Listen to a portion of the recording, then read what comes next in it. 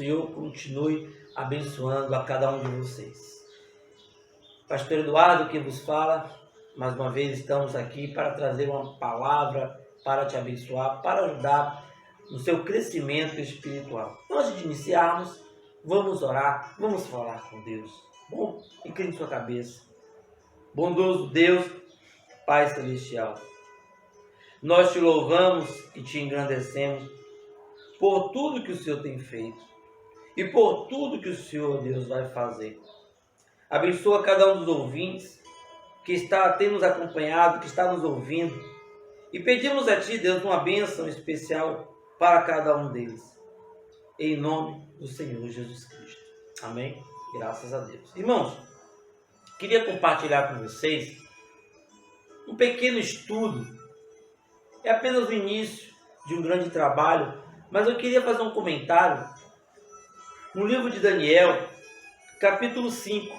Eu queria fazer um comentário sobre Belsassar, que foi o neto de Nabucodonosor, e um pouco da trajetória dele, o que aconteceu durante esse período, o período que os medos e persas invadiram a Babilônia, e o que aconteceu para que o rei Dário, ou rei Dario, viesse a assumir, tomar todo o domínio da Babilônia. E aí eu queria compartilhar com vocês, é um estudo bom, que eu sei que muitos desejam aprender, tá bom? Então, vamos abrir a palavra de Deus, vamos ver o que aconteceu, o que Belsassar fez, né? O que ele cometeu, que erro foi esse, que chegou diante das narinas de Deus, que ele, ao ponto dele ter sido morto exatamente no mesmo período que a sentença de Deus chega. E lembrando que Deus não leva o homem ao julgamento sem antes adverti-lo. Então, às vezes a pessoa fala assim, será que houve injustiça da parte de Deus? Certamente que não. Por quê? Todas as vezes que algo acontece, observe que Deus, primeiramente, Ele adverte, Ele exorta. Ele traz ao entendimento daquela pessoa o quanto ela está errada. Então, acompanhe na leitura.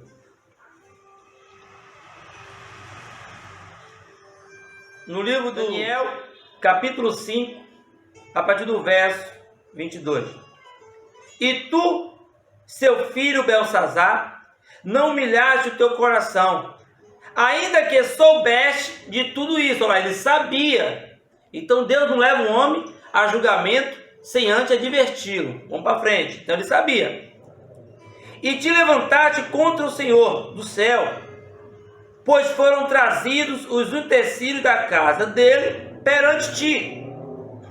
E tu, os teus grandes, as tuas mulheres e as tuas concubinas, bebestes vinho neles. Olha aí, profanando. Olha aí a profanação no altar. Eu vou até falar sobre isso. Profanação no altar. Além disso, deste louvores aos deuses de prata, de ouro, de cobre, de ferro, de madeira e de pedra, que não vem, não ouve, nem sabe, mas a Deus, em cuja mão está a sua vida. Opa! Olha onde isso chega. Às vezes honramos mais ao homem, honramos mais a ídolos do que a Deus. Porém, a Ele que é dono da sua vida. Se hoje você acordou, dê graças a quem? A Deus. Você que disse que não crê que Deus existe e você conseguiu acordar hoje, quem é que tem o controle da sua vida? É você mesmo? Porque no dia que você estiver doente, vamos ver se todo o dinheiro que você tem trará a sua vida de volta. Certamente não. Então, mas a Deus em cuja mão está a sua vida e todos os teus caminhos, a Ele não glorificaste. Então dele foi enviada aquela parte da mão e escreveu esta escritura. Esta, pois, é a escritura que escreveu Mené, Tekel, Parzinho, observe, nós iremos falar sobre exatamente isto. A escritura na parede. Esta é a interpretação daquilo. Mené, contou Deus do teu reino e o acabou. Tekel, pesado foste na balança e foste achado em falta. Pérez, dividido foi o teu reino e deu-se aos medos e persas. Então mandou Belsazar que vestisse Daniel de púrpura e que lhe pusesse uma cadeia de ouro ao pescoço e proclamasse a respeito dele que havia de ser o terceiro dominador no reino. Naquela mesma noite foi morto Belsazar, rei dos caldeus, e Dário, o Medo, ocupou o reino na idade de 62 anos. Que palavra, irmão. Que palavra. E aí vai levando a vida, vai levando a palavra de Deus, líderes, sacerdotes espirituais, profanando o altar, a igreja de pé a cabeça, é gente dentro da igreja como se estivesse no mundo, profanando o altar, os instrumentos de Deus sendo utilizados para tocar no mundo, levitas que aprenderam na igreja hoje tocam no mundo, adorando a outros deuses, em vez de louvar aquele que te deu este dom. Foi Deus que te deu este dom, a Ele que é digno de louvor e adoração, não está sendo louvado, mas a Satanás você o louva. O que aconteceu? Foi o que aconteceu com Belsazar. Vocês irão ver que antes mesmo de terminar com tudo que aquilo ali, o rei Dario ele já tinha entrado na Babilônia. Morreu todo mundo. Foi uma matança das grandes. Irmão, precisamos compreender a forma que Deus trabalha. Deus chegou daquela forma, Deus mostrou aquilo, e Daniel era o único que podia revelar aquilo para Belsazar. Na mensagem, o princípio e o fim da dispensação gentílica, pregado também pelo irmão Branham, essa mensagem ela foi pregada no ano de 1955, 19 de janeiro de 1955. Observe que esta visão foi exatamente para dar fim ao ministério de Nabucodonosor, que terminava em seu neto. Nabucodonosor, com toda a sua ruindade, mesmo sendo um carrasco como era, lançou Sadraque, Mesaque e Abednego na fornalha de fogo. Mesmo assim, teve momentos da sua vida que ele reconheceu que Deus era o único Deus verdadeiro. Quando ele olhou para a fornalha de fogo, ele disse: eu não lancei 3, mas eu vejo 4, e o quarto parece com o Filho dos deuses. Irmão, quem é o quarto homem da fornalha? Aleluia! Quem é este homem? Irmão, você tem uma experiência com Deus. Você vê o seu pai, a sua mãe na igreja, dando testemunho, e você vivendo no mundo. Você vê nos seus avós, pessoas antigas na igreja, dando testemunho da palavra de Deus, do verdadeiro evangelho, e você no mundo. É o que aconteceu com o neto de Nabucodonosor, que assumiu o seu trono. E veja o fim de Nabucodonosor: virou um animal, virou um bicho. Porque a glória é de Deus. Tudo que você tem é de Deus, tudo que eu tenho é de Deus. Vamos lá. Mensagem, o princípio e o fim da dispensação gentílica. Vamos pegar aqui, irmãos, a partir do parágrafo 45. Veja o que nós encontramos aqui. Vou pegar do 43. Depois de sua morte, Belsazar, seu neto, depois da morte de Nabucodonosor, Belsazar o sucedeu. Então, ele foi mais ímpio do que o rei Nabucodonosor. E uma noite lá, eles tiveram uma enorme festa. Eles chamaram todos os seus magistrados e todos os seus oficiais para uma grande farra. E enquanto eles estavam tendo esta farra, e eles foram e gritaram e tomaram os vasos santos de Deus apenas para zombar de Deus, e beberam vinho para seus deuses, um brinde nos vasos do Senhor. Além de profanar o altar, quantas pessoas estão brincando com Deus? Nós ouvimos muito aí fora quando diz assim, ó, quem brinca com Deus morre. Por que quem brinca com Deus morre? Porque com Deus não se brinca. Deus, ele é o soberano. Ele é o autossuficiente, é o todo-poderoso. Se você não crê, isso é um problema seu.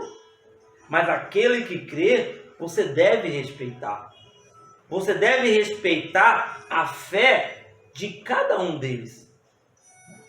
Porque eles acreditam, é a fonte de vida para eles. Olha o que aconteceu com Belsazar. Mesmo sendo sucessor de Nabucodonosor, pegou as coisas de Deus, conhecendo do que Deus era capaz de fazer, de tudo que aconteceu na história do seu avô, mas preferiu perverter-se e zombar das coisas de Deus. Parágrafo 44. Agora, é permitido que alguém vá até certa distância, porém, há uma linha de separação entre a vida e a morte. Você nunca deve cruzar isso. Meu Deus. Você vai, pode ir. Vocês vão. Mas chega um momento que você cruza a linha entre a vida e a morte. Aí, meu irmão, minha irmã, é tarde demais. Aí, muitos vão dizer, se eu soubesse. Mas é tarde. É tarde, meu irmão. Brincar com Deus só te levará à morte. Ou você é cristão ou você não é. Não existe meio termo. Não tem mais ou menos. Sim. Não. Passou disso, é de procedência maligna. O que aconteceu com Belsazar está acontecendo com várias pessoas. Quantos se afastaram do Evangelho e passaram a brincar com Deus? Eu conheço pessoas que brincou com Deus e morreu. Foi executado. Nunca cruze isso, irmão. Minha irmã. Está vendo? Você pode seguir com a sua pequena insensatez por um tempo. Porém, é melhor você saber onde está a linha. Onde está a linha? Cuidado! Você precisa saber onde você está pisando. O Senhor já o advertiu em alguma coisa? Diga aí, meu irmão, minha irmã. Você já foi advertido em alguma coisa? Ele adverte a todos. Puxa as rédeas da advertência.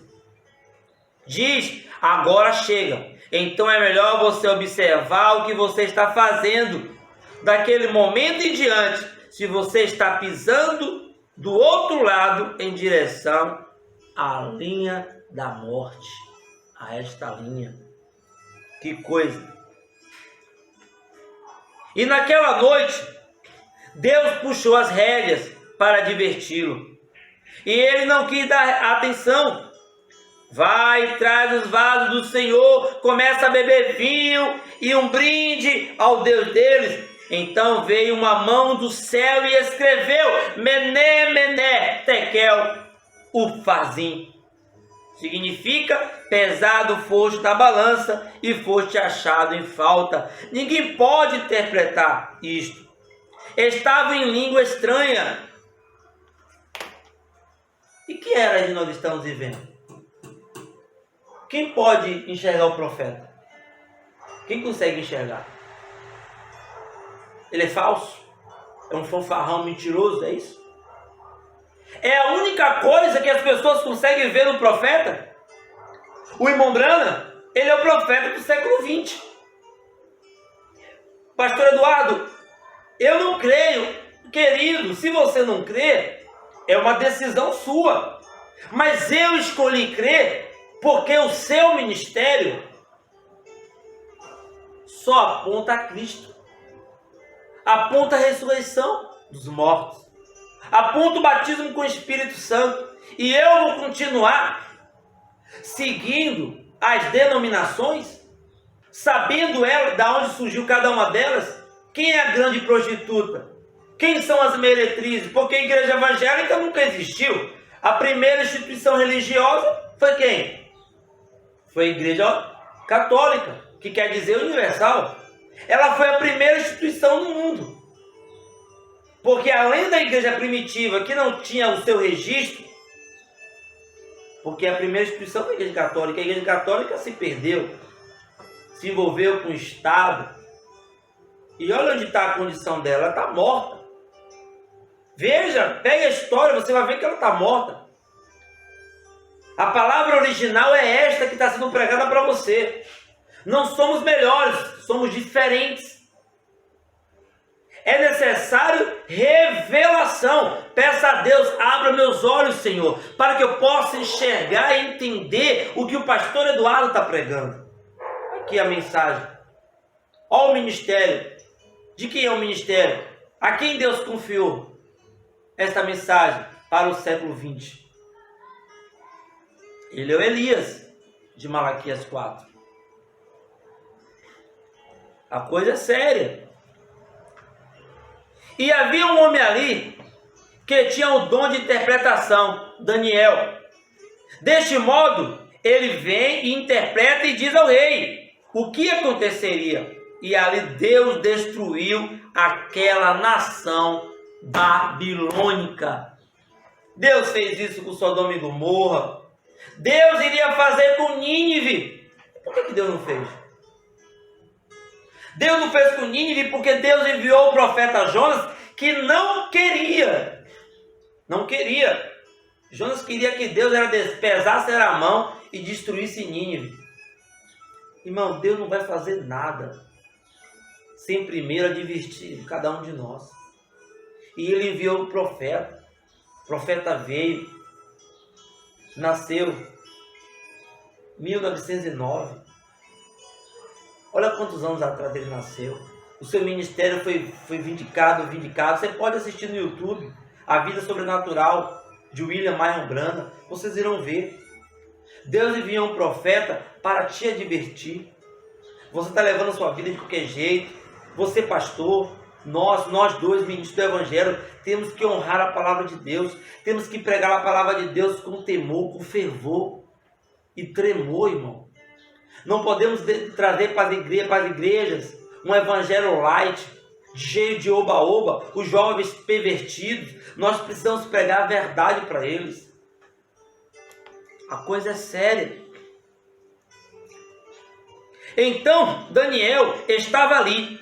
Ele tinha grandes visões e escreveu a respeito delas para essa grande consolação que temos hoje, sabendo e colocando em ordem o fim do reino gentil. Note com perfeito, apenas compreenda bem agora, ele havia visto primeiro a imagem de pé no campo, quando ele interpretou o sonho do rei. Ele era homem espiritual, seja espiritual como Daniel. Ele tinha sonhos, tinha visões, interpretava sonhos. Deus estava com ele. E todos sabiam disso também. Glória a Deus. E quando ele teve a visão, a cabeça de ouro e o peito aqui de prata e as coxas de latão e os pés de ferro, note, cada reino se tornava um pouco mais duro. O rei Nabucodonosor era cabeça de ouro ele interpretou isto, disse-lhe, precisamente como aqueles reis não sucederia um ao outro até o fim. Então note, o do ouro é o mais macio, prata é o próximo. Quem foi prata foi o seu neto, né? O prata foi o seu neto. Logo latão é o próximo, logo ferro é o próximo, mais duro, mais frio, mais distante. Observe que essa revelação que Daniel teve, ela foi exatamente a revelação do início da destruição da Babilônia, até você ver passando pelo seu neto, aí vem Dário, vem Alexandre, e aí vai até chegar ao sistema ecumênico, que são as pernas, que é a união do barro com o ferro. Mas isso aí a gente pode falar uma outra hora. Mas continuando aqui, vamos adiante ao que aconteceu, para a gente poder compreender. Sucedendo isto, ele disse que haveria os medos e os persas. Eles sucederam o reino babilônico. Então, após a morte do neto de Nabucodonosor, vocês irão ver que automaticamente, assim que Belsazar se retira, entra o rei Dário. Mas tudo isso aconteceu com um propósito, diante da revelação que o rei tinha tido aquela visão, e Daniel interpretou para Nabucodonosor o que seria aquela imagem. Qual o significado de toda aquela imagem, porque seu corpo era dividido por partes, ouro, prata, bronze, ferro, latão. Por que foi dividido desta forma? Então começou a se cumprir. E aquela pedra que rolou e que esmiuçou e que destruiu aquela imagem, aquela pedra representando Cristo, começou-se os reinos serem destruídos. Você vê que um dos primeiros mensageiros para os gentios, você pode ver que foi Daniel, que também nós podemos falar um pouco mais adiante. Mas vamos finalizar aqui só com esse tema. E eles perderam para o quê? Os romanos. Os romanos se dividiram para todo o mundo. A Roma Oriental e a Ocidental, as duas pernas. E ele disse, ferro e barro estavam nos dedos, os 10 dedos, os 10 reinos. E ele disse que não se misturariam e se casariam entre si, romanismo e protestantismo. Então, essa palavra que nós lemos sobre o que foi escrito na parede foi a sentença para o fim do ministério de Nabucodonosor, que terminou em seu neto. Então, tudo aquilo ali aconteceu mediante a desobediência. Você vê que Nabucodonosor já estava sabendo, porque Daniel tinha revelado tudo aquilo para ele. Nós iremos, em uma outra situação, falar sobre o reinado de Dario, e vocês vão observar qual foi a parte que Dario assumiu. Vocês vão ver que prata, quem assumiu foi o seu neto, o neto de Nabucodonosor, e tudo devido à desobediência. Então, meus irmãos, nós iremos finalizar aqui só para mostrar a vocês, não quero ir adiante, mas só para mostrar a vocês um pouco de que com Deus não se brinca. Nós precisamos levar a sério o que Deus nos deu. Nós precisamos levar com sinceridade aquilo que Deus colocou em nossas mãos. Então Deus não leva o homem a sentença nenhuma, a nenhum julgamento, sem primeiramente adverti-lo. Tome cuidado, sirva a Deus com a sua vida. Que o Senhor continue te abençoando. Amém? Nós aqui estamos localizados aqui em Lauro de Freitas, na rua Almirante Barroso, número 944, aqui em Lauro de Freitas. Estarei deixando contato, caso você tenha desejo de nos visitar. Mediante ao Covid-19 aí, nós não estamos tendo culto, mas você pode estar assistindo o nosso trabalho que está sendo feito em Momento de Fé com o pastor Eduardo no YouTube, tá bom? Que Deus nos abençoe. Vamos agradecer ao Senhor em nome de Jesus Cristo.